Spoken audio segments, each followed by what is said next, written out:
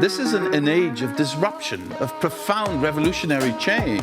What we're really asking ministers is to empower the ambassadors. The only thing that you really push forth is the truth. You don't see many women represented when it comes to the decisions as to how to handle the pandemic.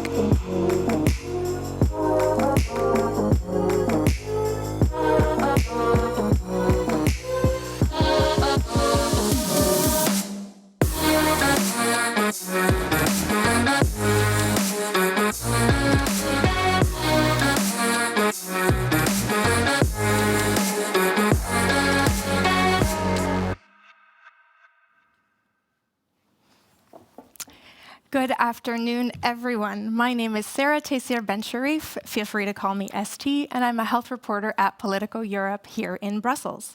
I'd like to start by thanking you all for joining us both in person and online at Politico Live, the live extension of Politico's journalism. I'm especially excited about the conversation that's ahead of us on chronic diseases and what needs to happen to bridge the gaps in care. It's an incredibly important topic. Chronic diseases are on the rise, and so are some inequalities in accessing care.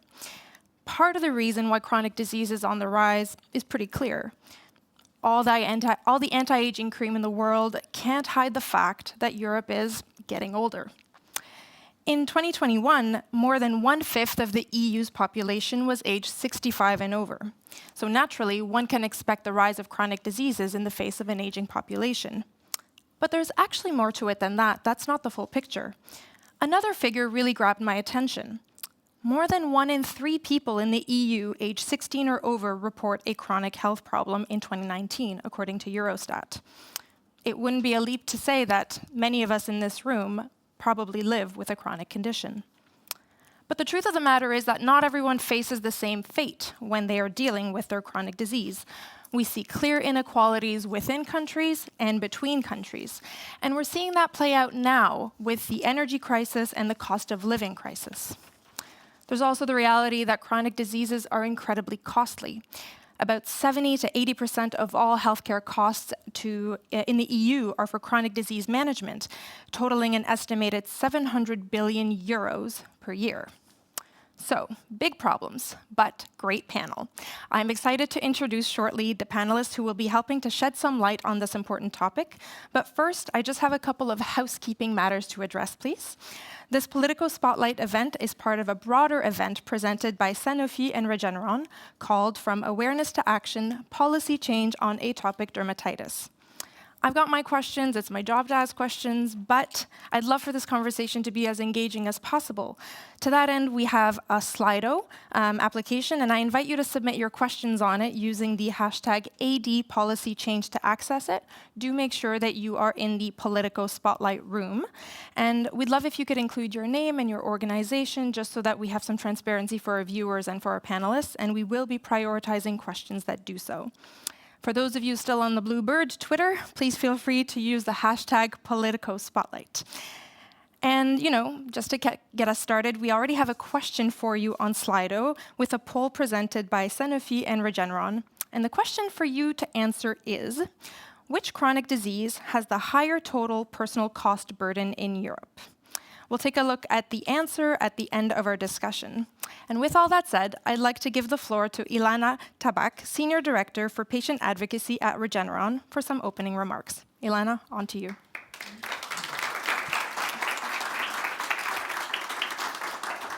Thank you for that introduction, Sarah Tayseer. As she mentioned, Ilana Tabak, Senior Director, Patient Advocacy for Immunology at Regeneron.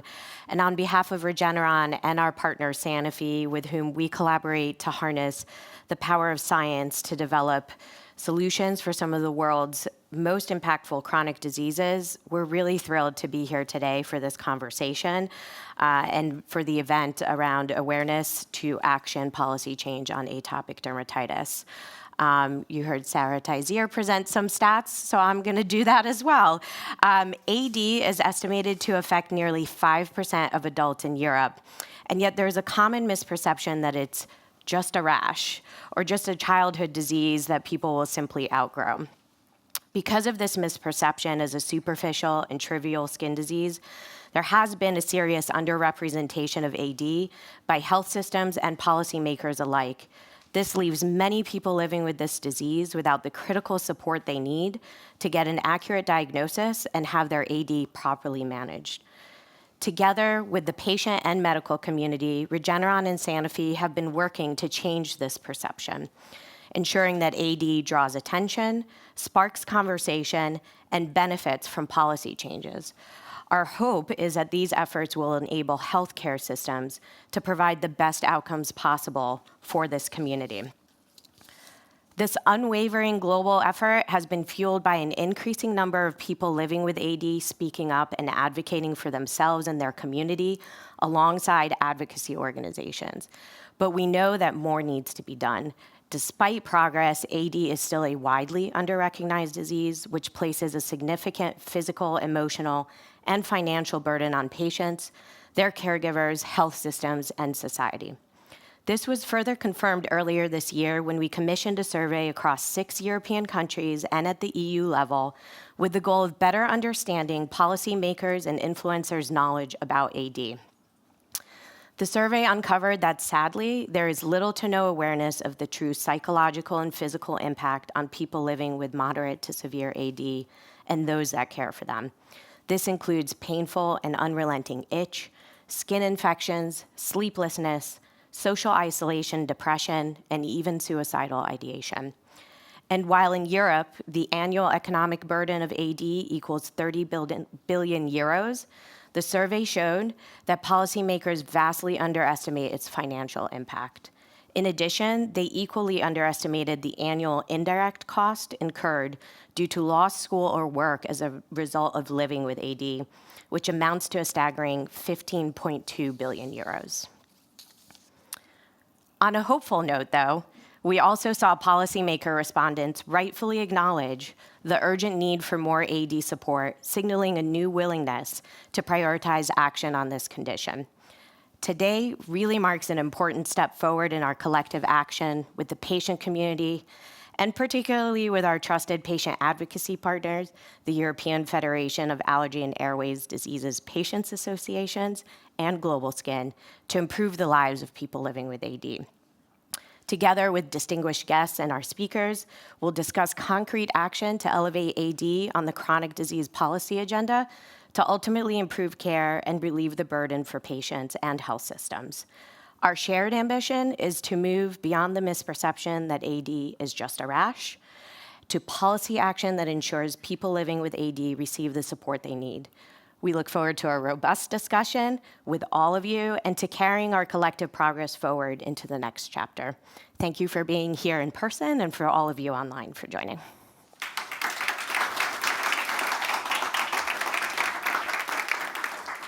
Thank you so much, Ilana. It's now my pleasure to welcome our panelists, whom I will ask to come to the stage and have a seat. First up, we have Sirpa Pietikäinen, a Finnish member of the European Parliament with the European People's Party Group and a member of the ENVI Committee. Welcome.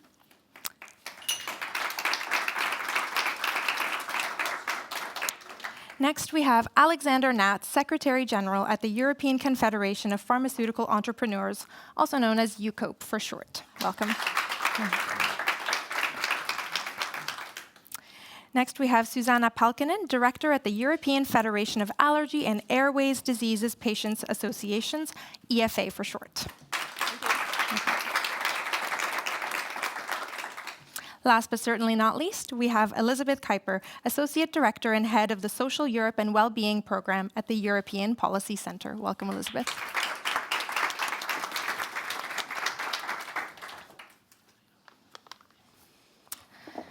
So let's get started. I am very excited to hear what you all have to say. And, you know, when we talk about chronic diseases, I do think it's important to start where arguably the conversation matters most, and that is to say patients. So, Susanna, I'd like to start with you. What are patients telling us that they need or they want when they're living with chronic diseases? And what are the biggest challenges that they're facing? Look, let me start with something that happened very recently. I was in my class reunion from one of the schools where I have been. And after this kind of common ground of talking together, one ex-classmate came to me that, Susanna, I remember that you also have atopic eczema. And I was like, what? I had no idea, first of all. She was not my close friend at school. I had no idea that she knew that I have it. And I hadn't realized as a kid, you know, that what she was having oozing face and these patches on her face, that it was the same condition that I was having. And she said that, look, do you remember at school I was often away on a sick leave, and she was because of atopic eczema. And in fact, what happened after this encounter, she started to take me as a peer support group. She's sending me messages almost every second day, reporting what's happening with her skin. And look, it really breaks my heart to think that she is in a regular care and she is not offered solutions to cut this flare-up. So that's the first thing I wanted to say, to bring it alive a little bit. So people with atopic eczema, we have, as IFA, we have published a report very recently. We brought together the kind of multidisciplinary team of opinion leaders that you actually need in this chronic disease. And that's why atopic eczema is a good example. When we are talking about chronic diseases in general, you need the psychological support, you need a nutritionist, you need, when you encounter pharmacist, the nurse, you need them all to be, you know, around you and give that support. And one of the, if I mention one, which is the most important thing that they want to be understood. And that means like a global patient-centered healthcare. And aside from that is that you need, we are actually asking a statutory right for a referral when you are diagnosed with atopic eczema, so that you do not have to go into the circle and feel alone. Statutory referral. Thank you. I have many other things to say, but I just to paint the picture. Yeah, thank you for from the very beginning. Yeah. Certainly, it sounds like one of the big things is quality of life, that Absolutely. perhaps under-recognize the extent to which chronic diseases affect quality of life. One of the, talking about quality of life and the way people are dealing with their chronic diseases, one of the things that's been driving perhaps a lot of anxiety and stress is the cost of living. And I just wanted to get a better understanding of how living with a chronic disease is like now in the current economic climate that we're dealing with. I mean, already in 2017, a third of people in the EU reported that the cost of medical care, excluding dental care and medicines, represented some financial burden. And a further 11% said that it actually caused a heavy financial burden on their household. The figures are pretty comparable when it comes to medications. And of course, it varies a lot across the block. But the truth of the matter is that having a chronic disease can be a source of financial stress for people. So Elizabeth, I just want to know, can you walk us through what the situation is like today for people who are living with chronic diseases in the face of the economic stressors that we're seeing now? Well, thanks, Sarah, for that question, and also to you and to Regenerant for organizing this event, because I think it's very important that indeed we take a close look at chronic diseases. Because we have seen since the start of the pandemic that there's a lot of focus at European level on pandemic preparedness. And we heard it in 2020 from the Commission President that she wanted to present the European Health Union. But I think it was already telling that in this year's State of the Union, in 2022, there was only mention of mental health. And as much as it's important because it's a chronic disease as well, I think we should not forget about that broader perspective on healthcare systems and, more importantly, patients at European level. And we need to take a broader vision and to really think about well-being in a large sense of the word, because we have been seeing with the pandemic that planetary well-being, human well-being, animal health is all related. And if you think about a situation where indeed it is important to look at health, but look also at how, for example, housing conditions, air quality comes in, it tells you that it's not sufficient to take a rather narrow approach at health that sometimes is taken at European level. And I think partly that has to do with the fact that at European level, and a lot of you here or online that are working here in Brussels probably recall these discussions about competences, that indeed you see that in times of crisis, and I'm sure that indeed MEP Pitikana will speak about it, there is willingness to indeed work on proposals to do with pandemic preparedness. But what I'm afraid of, and you mentioned the cost of living crisis, the energy crisis, a war very close to home, these are other priorities that are taking over. And as much as we understand it, it is important that health and well-being at large doesn't take a backseat, and that we have that more holistic vision. So in that respect, I'm very happy that we have indeed an MEP on this panel as well, because I think you are very important to indeed also remember member state of keeping health and well-being at large on the political agenda. Sounds like Sirpa, you may have something to add to that. Well, indeed, I hope so. Well, indeed, I hope so. I was a part of this Future of the Europe conference, and the first, quite clear first priority what the citizens had for the Europe was social and health issues. And this is what we know, that the member states are very hesitant and most often reluctant to give any powers to the EU. And it is seen that it is better to deal with all the guidance and what is the reimbursement of the medicine and what is the guidance of the best practice of taking care of different conditions, that everybody knows it best.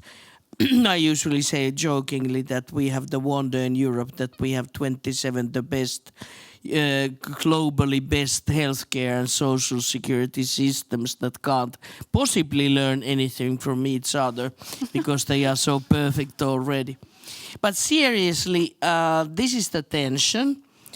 And this is something that I very strongly hope that the patient organizations could join the other actors, sort of a campaigning and trying to make the case both in the European Parliament and with broader civil society, plus with the member states, that yes, the Europe for Health was a good initiative, but that is not adequate.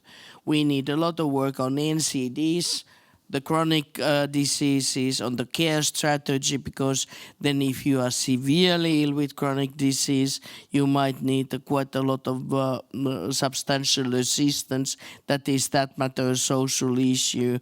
Can you just say that, okay, people are owned by the member states, and if the country X you do not get any support and you are forced to live in the street, it is just subsidiarity? No, I don't think so.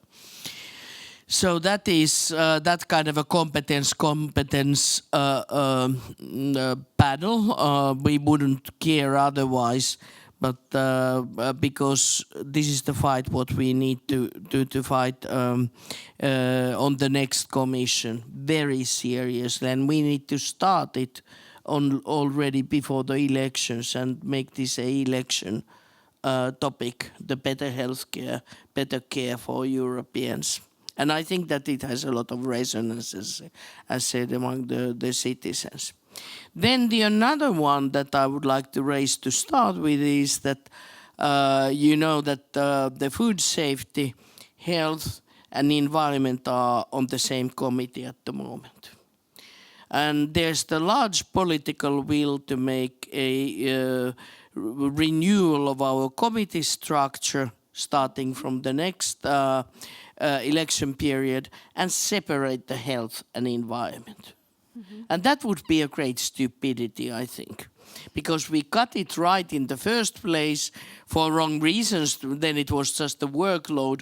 But now when we are talking about one planet, one health, the planetary health, the nexus between the chemicalization and health and chronic diseases and asthmas and air quality and you name it. We definitely should not break this connection.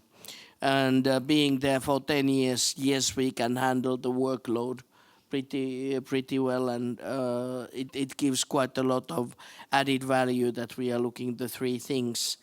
And the chemicalization, of course, is very much on the crux of these issues. Thank you. So it sounds like pretty well we have a general understanding that health shouldn't be taking a back seat to other urgent issues that are happening around the world. I think even if we look within health and within the care of chronic diseases, the thing that might be taking the ultimate backseat would be prevention. There's unfortunately some pretty good data to show that EU countries are spending very, very little on prevention. And I keep coming back to this figure where countries in the EU spend between 0.8% to 4.7% of healthcare on prevention in general, not specific to chronic diseases, but prevention in general. We obviously know the importance of early diagnosis and of prevention. Why aren't we doing more to take on prevention? Why are we not being more aggressive? Perhaps we'll start with you, Alexander. Yes, with pleasure, and thanks for inviting me. I mean, you're absolutely right. I think prevention has been a bit, I would say, underrepresented in our healthcare systems. I think it's definitely also a national decision. What are we paying for? We're paying for mainly for therapeutics. We're paying for physician treatments, for services, but we haven't been paying very much for an early diagnosis and also for the right diagnosis, especially when it comes to cancer treatments. It's really important to be accurate and somewhat personalized here. I do see some positive signs at the horizon. When you look at the EU Beating Cancer Plan, for example, there is a strong emphasis in cancer on early diagnosis, on prevention, and so on. I think that's the right approach the European Commission is taking, and maybe that serves as an example also for chronic diseases in general. So I wanted to mention that. What I do miss is actually in all those policy files and all those documents, there is not a specific focus on chronic conditions, on chronic diseases. We're really missing that in a way. There needs to be a chapter in all those documents. What does it mean for chronic diseases, not just for prevention?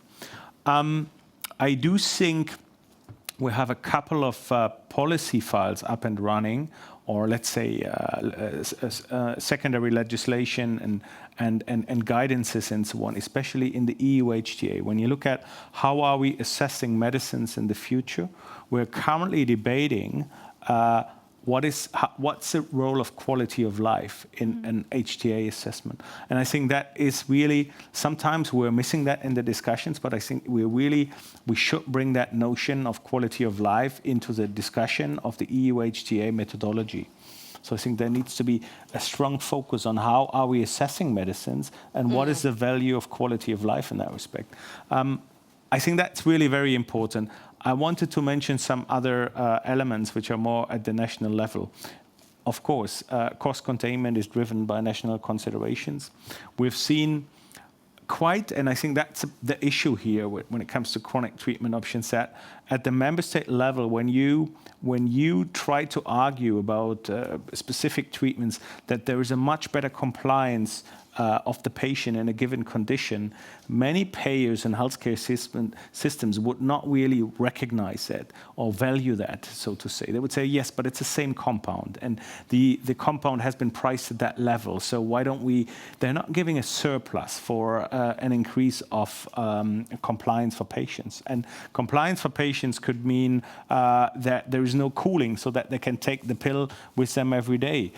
We have seen, in diabetes was on the screen here, we've seen a very good, really a much better compliance in diabetes than what we've seen like 15, 20 years ago. So I think we need to take a look at this. We need to value that, and valuing these types of innovation would also mean that we are paying a surplus against against the existing treatments. I think that's very important. So partly it's a national decision, and the opposite of what we should do is putting all those compounds into tendering and just say, well, it's all the same. We just shoot for the cheapest one, right? And this is what some countries are doing in Europe, and I think that's what we should prevent. We need to look at the value of the medicine also from the patient perspective, from the perspective of compliance, of a better quality of life, and I think we'll get to the cost of medicines shortly for sure, but I think, Susanna, you had something you wanted to add. Yes, actually both on prevention and what you brought up right now, Alexander. We think that prevention, as it's seen now, it's seen too narrow, because actually prevention and care, they should go together. And this is what the patients, for example, with atopic eczema, they are doing every single day. I am doing every single day. Putting on the creams so as to prevent an eczema. So we deal with it every day. We deal with it silently on our own, and try to do best as we can. And the same goes for example, personal hygiene products. You need to select what you are using. It has to be perfume-free, and there are a lot of things that we are doing on a daily basis, and we have a cost for that. And we have asked patients, and it's around 927 euros per year for people with atopic eczema, and that's related only to care. And then you have, I think, around 30% more when you have to use special clothes that are not good materials, so that they feel good on your skin, your bedding, because your skin is bleeding. So we need to see prevention much broader on. And you also were mentioning, and thank you for that, Alexander, the issue about how we measure the benefit of medicines.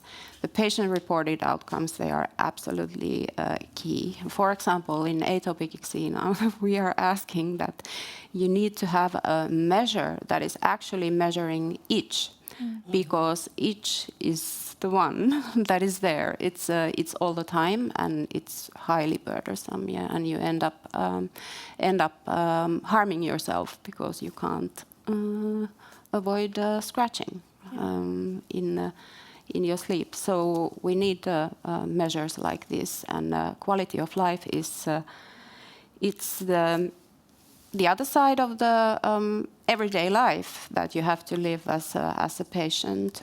So it's insane if it's not at the core of the HTA, but there is a long way to go in patient involvement in HTA.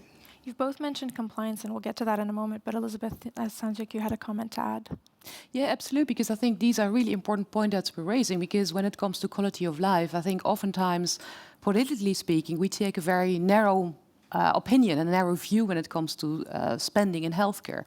I've worked as a political advisor for a Minister of Health, and I remember the rather painful discussions with the finance minister, when every time we made a link that a healthy population is also a population that can work longer, which is important in a time where indeed, as you said in your introduction, we are having an aging population.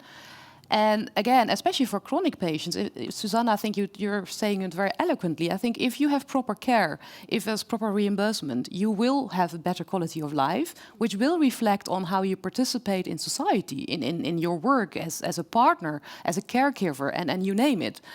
And I remember, indeed, the finance minister looking at us and said, well, you are right, but again, it doesn't reflect in the indicators that we use. And therefore, I'm mentioning it because today, I think we're still expecting the European Commission to come up with a new vision on economic reform, on how indeed spending, among others, in healthcare is being seen. And I think that is a massively important point in view of the looming economic crisis. I think the likelihood that member states will spend on healthcare and social spending is very high if, again, this adds to their debt. And if it's being exempted from social spending, I think that is a very important signal, and that will then hopefully reflect in areas such as prevention, chronic diseases, and a much broader vision on healthcare. Absolutely. Sirpa, you raised your hand. Yes, I think that, thank you for raising these different points. We are turning around the same elephant. Firstly, what we would, it's a big animal, but together we can sort of understand and guide it all to the right direction. One is the effectiveness of the care. And yes, there's a lot of initiatives in the Commission and discussion in the member states, in pharma sector, and among the doctors, what is the best possible and effective care. Do we do it? And this is the cost question. You always start with the lowest, almost in all of the member states, to reimburse and prescribe the cheapest, the longest in the market. And of course that is safe, that is a justification also, I do get it. Medication, then the next one if it doesn't work, then the next one if it doesn't work, then the next one if it doesn't work. And on that run, quite often the condition of the person itself has deteriorated enough that it can't be sort of rehabilitated back to 2 or 3 years back, then when you get the right medication or add some that kind of other conditioning elements that people would need for their long-term care. And so we are actually using money very stupidly, because it's estimated it's roughly 500,000 from 500,000 euros to 1 million per person before we get the right treatment, especially in rare diseases or complicated conditions. So we are wasting the money. And then how to get this patient-centered approach really in practice, so that the patients are not something that is cared and cared for, but something that is helped to cure themselves. And then, of course, it is what we all you discussed, that you need to listen to the patient, you need to discuss and consult with them, you need to take it seriously if they have side effects or they found some medication or treatments ineffective. You need to have doctors not consulting together without the patient and coming with the outcome, but with the patient. So there's a lot of this kind of a medical structures that need to change. And I doubt highly that it would happen only on member state level for various reasons. But if we take seriously the health economics that we have a lot of specialists in Europe, and start actually calculating what is both good for the people and cost effective, you get pretty much the same direction. And then to have the patients and a broader, this kind of a civil society pushing the right direction, the member states, what kind of a solutions to do. One of the things that relates to what you just mentioned is something that I've been mulling over for a while, which is the healthcare staffing shortages across Europe and how much that's contributing to what we call non-compliance in care in someone who has a chronic illness. I'm a physician myself, and I remember when I see my patients and they tell me they weren't compliant with their treatment, we were taught in the last recent few years to think of it as a lack of education. And so that takes time, to put in the time to educate patients about their illnesses and listen to them, to be educated from them about their illnesses as well and their illness experience. But you know, I look across the block and I see that different countries are looking at different quick fix solutions to help target the, get enough continuity of care for patients. They're extending scopes of practice for different practitioners, such as pharmacists and nurses, and they're trying to scramble to ensure continuity of care. I guess my question is given patients with chronic diseases have diseases for a long time, is this approach of just expanding other people's scope of care versus investing in a more robust health workforce the way we should be going down? Or are we just delaying, like putting a Band-Aid on it and delaying when we actually will have to tackle the underlying healthcare workforce shortage? open to any of you. If I can say very quickly, promise to be short. We need to take digitalization and this kind of YouTube videos or whatever they are serious. But then it is a lot of in the structure, and that comes to prevention thought. We should have the early screenings from the gene pool up to the birth so that we know who people are in risk on what and how we can facilitate them to learn to cope with the diabetes, asthma, or whatever Alzheimer's that then might be, that might emerge. And then the doctor and nurses should be actually like the personal trainers who train and mentor the patient to care of themselves, because the good educated patient actually is better knowledge than the doctor about the conditions and really knows what to do if they are taught to do that. And this we don't, I think that we don't do enough. Then of course it is special cases like small children or very severely disabled people or very severely Alzheimer's or people like that you need to have a different structures.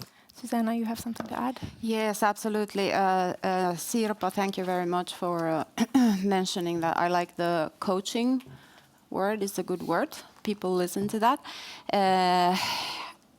But I think that that's exactly the thing. There's a shortage of the healthcare workforce, and it's generally about how do you share within the doctors, patients, and whomever are at the practice, how you share it in an efficient way.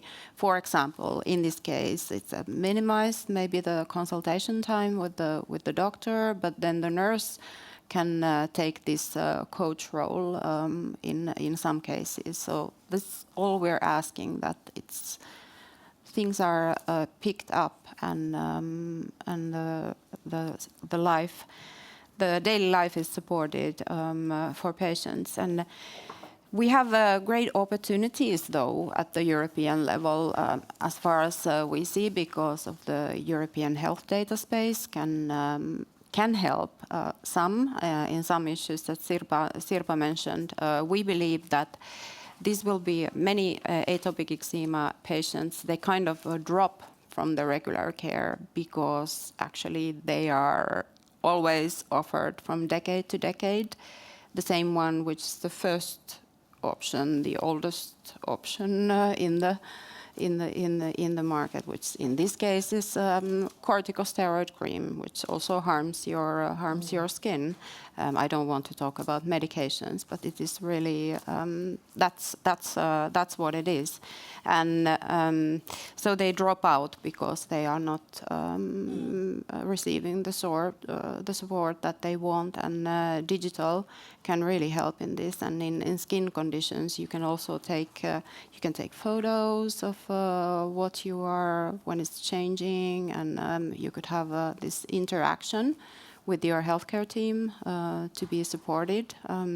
So that's a very good option, very good opportunity. And we also have the pharmaceutical legislation where access and patient unmet medical needs are a big concept. There is a lot of discussion on what that is going to look like, and of course our approach is that it really needs to be starting from the patient and not the unmet medical need that is experienced by imperfect healthcare system or some other stake. It needs to start from there. So there are these kind of opportunities. I'd like to ask Alexander actually what you think about the pharma legislation, the upcoming review, and what it can concretely do, what you hope it can concretely do to drive innovation to help meet the needs of people living with chronic diseases.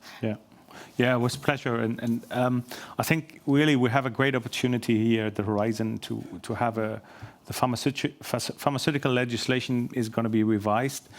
If we make sure that this moves in the right direction, I think we are a major step forward. I mean, we have a competitive agency in Europe. When you look at the European Medicines Agency, we find ways to get the vaccines to European patients rather quickly by way of what we call the rolling review. We've been competitive in getting access to those vaccines. So I think also when you look at advanced therapy medicinal products, we have more of those products, cell and gene therapies, in European markets than what we see in the US. So we are competitive in that regulatory space. But what I really see it as a threat for patients with chronic conditions is that discussion, which is obviously ongoing in the European Commission about unmet medical need. Because judging a product on the label about an unmet medical need is a very difficult thing to do. But you're quickly losing patients because it's very difficult to say that's a regulatory label and yes, there is an unmet medical need. And you might have a non-responder in the first-line treatment, and then someone tells you, well, there's an unmet medical need just because we have in that indication, we already have a therapy alternative in the market. That I find is really something very difficult. We should be very cautious in doing that. Defining an unmet medical need is a very difficult thing to do, and it has to be done on the basis of the well-being of the individual patient. So ultimately, it's always a patient-based decision whether there's an unmet medical need. You can't judge a drug label or a medicine label whether there's an unmet medical need. So I even find that discussion really difficult to do, to define unmet medical need. And I hope that we can convince the European Commission to refrain from that idea, because you might leave the one or the other patient behind, even in serious indications like cancer and chronic diseases as you have been describing them, because you would say, well, we already have 3 treatment options, no unmet medical need. That's not a good thing to do, because you might have patients which are non-responders in those 3 products. So that's it's really a very individual decision if there's an unmet medical need. Yeah, just really briefly, I think also building on what Alexander just said, I think it is really important to realize that this update of the pharmaceutical strategy is a once-in-a-lifetime opportunity, because the current framework is from the 2000s. So if you think back about the state of technology and medicine and therapy back in the 2000s, we are living in a very different world. And in that respect, we need to take into account also the lessons learned from the pandemic, because we already mentioned the use of data, indeed rolling reviews, so the consequences for the regulatory framework. I think equally it's also important to see, because we mentioned affordability and the cost of living crisis, we had the instrument of joint procurement that worked for vaccines. I'm not suggesting that it works for every area, but again, there is now positive experience. So should we not think about how we can use this instrument also to look into affordability of medicines? And I think, again, to the point that we should not look at the pharmaceutical strategy in isolation. It really needs to be part of that broader discussion about what kind of healthcare systems and outcomes-based systems do we want, where with data we have much more specific views on what the best treatment is, how they work for patients, but also the role of patients. So let's please make sure, be it in regulatory processes, be it in the digital health data space, that we involve patients as well as NGOs and the broader stakeholders. Alexander, you've got your Just reflecting on that, I totally agree. We have to take the lessons learned from the pandemic. Shortages in workforce is a big issue, especially since the pandemic, and all those ICU units and so on. We have a big issue. And also, how do we treat patients with chronic conditions in cancer patients in the pandemic? There's a lot of lessons learned in telemedicine and so on. Wanted to come back to one point on the joint purchasing or joint procurement, where I'm a bit more doubtful whether that's a solution, because it worked in the vaccines. I totally agree, Elizabeth. But here in the vaccines, we had a different situation. Everybody, most of the people, agreed about the value of the vaccines. That's it. For other treatment options, it's better to do an HTA system before, to know about the value of the medicine. I think that's even essential. We couldn't just enter into a joint price negotiation while not knowing what's the value of the medicine. So I think that's a precondition for this exercise. And I also fear a little bit from experience from the member state level that just bundling those buying powers is just leading to cost containment tendencies in a way. We've seen that in tendering in generics, basically, sometimes in biosimilars at the country level. So we have to look very carefully whether that's the right solution or whether that's just a cost containment exercise at the end of the day. We'll give one last comment over to you, Susanna, and then I have a few very It's interesting actually questions. a question. Oh, please. Oh, spicy. What Okay. about, Alexander, how would you then, because in case of the vaccines, of course it was a pandemic and so on, but it helped to have something available also in every single EU member state, because for chronic disease treatments, that is not always the case, that something is available in all the countries. I don't know about joint procurement and all of these mechanisms, but I'm just making a question to you that how would you do that if we come into the inequalities part a little bit of a chronic care? We'll start with Alexander, then we'll move on to Serpa. I'll be very brief. And thanks for that question. I think I would agree that in the vaccines, there are really advantages of the joint, whatever you call it, joint procurement, joint purchasing exercise we've done in the vaccines. But when you look at the uptake at the member state level of vaccination, is very different.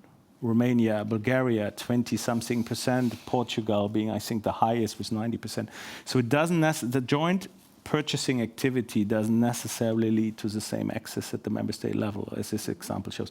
Of course, in vaccination, there are a lot of different things around. But this example just shows just the fact that you're purchasing all together here at the EU level doesn't necessarily mean that the product is rolled out in all the countries. And some people, I think also there are some voices in the European Parliament, I think, that are saying like, well, there might be the risk that in the lower GDP capita countries that the price is actually getting up because you can't meet at the lowest level. You can't meet at the level of the prices of Bulgaria and Romania. You have to be somewhere in the middle. So that it's not necessarily leading to more access. These joint purchasing ideas have to be studied in more detail and have to be looked at in more detail, but there's pros and cons. Maybe we can agree to not agree just yet. I'm sure that we could go on for an hour on this topic, but I will not comment at this stage. Serpa, you had something to add to that, and then we'll move on to questions from the audience. Yes, 3 points. Firstly, about this, what is necessary medication and what is not. Sorry, Serpa. What is necessary medication and what is not. I totally agree. It's a very complex issue. And if you go as a chronic condition like a pain, how do you actually examine what is the degree of the pain or compare it to other patients or the effectiveness of painkillers or whatever? So I think that I agree that we would need to be extremely careful on this side. Then about this pharmaceuticals regulation, yes, I hope that someone would take the lead and make it a big thing and gather the patient organizations, the media, researchers, doctors, nurses, whoever, because I fully agree this is the lifetime situation. There are a lot of things, medicines and environment, medicines and future. This how do we reimburse or joint procurement and so on, that we need to take into account that the medication, as we know, is going to change its nature to be bio-based and personalized more and more. So this is the situation to do it. And then the last but not least, I just would like to leave for you to ponder a bit this debate that I've been listening for almost 20 years. Should member states separately or should we together buy the medicine? Why wouldn't we start with rare diseases and orphan medicines? It's not a huge amount of the total cost. But there the inequalities between the patients, between the countries are the highest. Actually, it's not that good business for the pharmaceuticals because you developed a good medicine, but because it's so extremely expensive, you do not have any certainty that Romanians or that matter we in Finland will buy any of it. So it might be pretty bad investment in the longer run. And so if that would be then that kind of a process that you would separate the medical evaluations of the effectiveness of the medicine and the whether it is needed and all that process. And then the procurement as a different, as this kind of an internal market. Yes, bad for you guys because we get better price, but good for you guys because then you get a certain level of certainty that the stuff is going to be bought. And we would need to tackle the issue also how to get a quite big part of the medicines and pharma ingredients made in India and China back to Europe, because this is a huge strategic autonomy issue and a risk in certain cases, and we should take it much more serious. And if there's the will, I think that we could create, and we have to create, that kind of a European system that works for the both parties and is fair, because otherwise it is the patients that is going to suffer. And yes, I agree, this is the point. In some countries, the prices in some classes might go down. We would get the better and new medicines for the patients. But in some countries, they would go up. This usually happens when you integrate the markets. And the pharmaceuticals is a market as well. And to me, this is inevitable development, but then there's the other sides. What needs to happen, that the business is adequately profitable, not extremely, but adequately to have the interest on developing the new medicine that is very expensive thing to do. Thank you for that. We could probably go on about this element of chronic care for a long time, but as we know, there's a lot more to chronic care than just medications, and so we'll just take a few more questions from the audience that are on various topics we've touched on. So how can innovation and R&D play a role in reducing inequalities in access to early diagnosis and screening? And it kind of relates to the previous question, which is, where do panelists think the priority should be in investment, prevention, or long-term treatments? Open to y'all.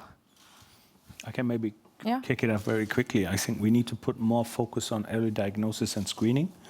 When I look at the reality, even countries like Germany, being at the higher end of the GDP per capita, being a big member state, to get cystic fibrosis, sickle cell disease into newborn screening, both chronic conditions as well, takes ages. How are they looking at it? Cost containment perspective. What's the price for screening every baby? Of course, we have to keep our budget into control. I mean, I don't want to get back into these discussions which we have before. We have to have a system in place where we have a value-based reimbursement for both tests and also pharmaceuticals. There's no doubt we're doing that. We're doing HTA and pricing procedures at the national level. But on the prevention, I think again the Commission is moving in the right direction with the EU Beating Cancer Plan, really putting political pressures at the member state level as well to look into this. I think that's a right way to do it. That's the only option the Commission has, I would say. But the member states, calling on the member states really to be quicker in screening and cancer screening, newborn screening, and so on, and not just only looking at costs. There's also the NCD initiative, which tackles a lot of the health determinants that overlap significantly with chronic diseases, of course. The other question I wanted to ask is from Jennifer Austin, who is asking, how can we better support and position patient organizations to be a care team partner to help take pressure off understaffed health systems? What's the question? Patient organizations? How can we better support and position patient organizations to be care team partners to help take the pressure off understaffed health systems? How can we engage them better, in short? First of all, I think that patient organizations should be, and they are not everywhere, even if we think about EU, recognized as an official partner for the healthcare system and for the political system. And from that recognition, I guess also some public funding could arise, so that we as patient groups, we could be really effective partners because we're also lacking resources. But I find Jennifer's question very interesting about that patient groups could be there to ease this burden, because in fact what they are trying to do today in many times locally, nationally, is to have this kind of peer support programs, patient education programs. They are perfectly equipped to do that. But are they doing that in a formally recognized way, and that it's integrated, that the healthcare team doesn't have time for everything, and frankly, they don't have the expertise to give this kind of peer support and contact with the other. For example, families, if you have a child, for example, with atopic eczema, if you can talk with other families. So maybe it should be some kind of a referral system almost that That's an interesting idea. that you could referral for peer support. But we can discuss it, Jennifer. Oh, or you can discuss it in the next panel. Great. No? I'd like to ask the next question to Elizabeth. I think you mentioned the lessons from the COVID pandemic and carrying them forward. Anonymous has asked, do the panelists feel we have learned lessons from the COVID pandemic and how it left people with chronic conditions behind and without regular access to care? Well, I think on the one hand, because of course I speak from a European perspective, I can see that within the European Commission there's a lot of quite positive developments taking place, where indeed the lessons learned are being taken into account. I think if I compare what I see happening in terms of coordination between different director generals at EU level, they're speaking much more to each other, perhaps also to do now with the war in Ukraine, where a lot of initiatives are coming together. You have DG Santé, DG RTD, and the likes. However, what I'm still worried about is at the member state level, because again, there's only so much that the European Commission can do. And of course, we can continue with an hour-long discussions about a need to bundle indicators so that indeed we focus more on prevention. We see investment in health as a real investment, also contributing to the economy. But again, if it's not taken up at member state level, and again, the chronic care and also the workforce at national level isn't equipped to deal with it, then there's only so much you can do here in Brussels. So I think that is important that going forward, and I think there are opportunities now also with the pharmaceutical strategy, hopefully now with the new discussion about economic reform, that we hope that member states keep buying it and not indeed start, as they always did in the past, cutting on healthcare, cutting on social spending, because it's the easiest thing to do. And that is my big worry at the moment. Well, on that note, it brings our fantastic exchange to an end. I know we have lots more questions, but we don't have lots more time. So I want to take a moment to thank our wonderful panelists, Sirpa Pietikainen, Alexander Nats, Elizabeth Kaper, and Susanna Palkinen. And big round of applause for them. Thank you. So, we had a pretty spicy discussion with a lot of exciting back and forth, but I think the most salient parts that stood out to me is that we heard just how much chronic diseases shouldn't be at the back seat, despite all of the other urgent priorities in the world. And this is especially true given the inequities in access that we've discussed with our panelists. And I think one thing that has been grossly overlooked in conversations about chronic disease that I'm very glad we brought up today is the impact on quality of life. And so I think this needs to be really at the heart of conversations about how to better address chronic care needs. So our panelists have been very busy answering questions on stage, but we did give you all some homework as well. We asked you to answer a question, so let's have a quick look at the correct answer to the poll presented by Sanofi and Regeneron.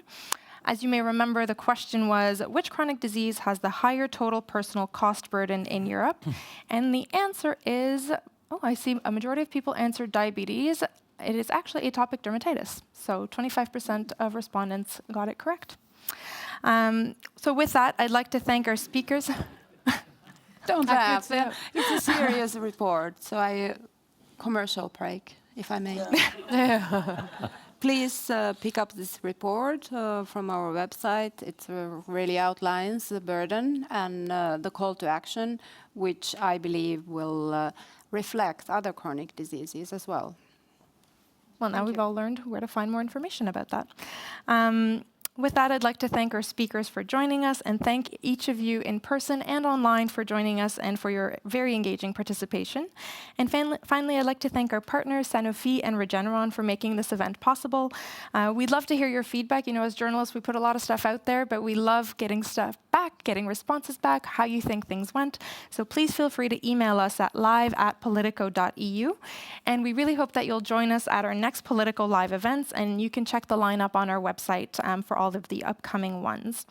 You are now welcome to join the next session organized by Sanofi and Regeneron at 4:45, and the session is focused on possible solutions to improve the care of people living with atopic dermatitis and exploring the opportunities to elevate this to elevate chronic disease policy, elevate it to the chronic disease policy agenda.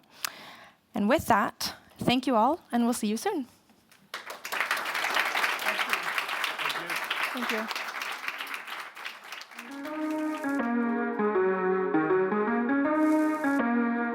This is an age of disruption, of profound revolutionary change. What we're really asking ministers is to empower the ambassadors. The only thing that you really push forth is the truth. You don't see many women represented when it comes to the decisions as to how to handle the pandemic.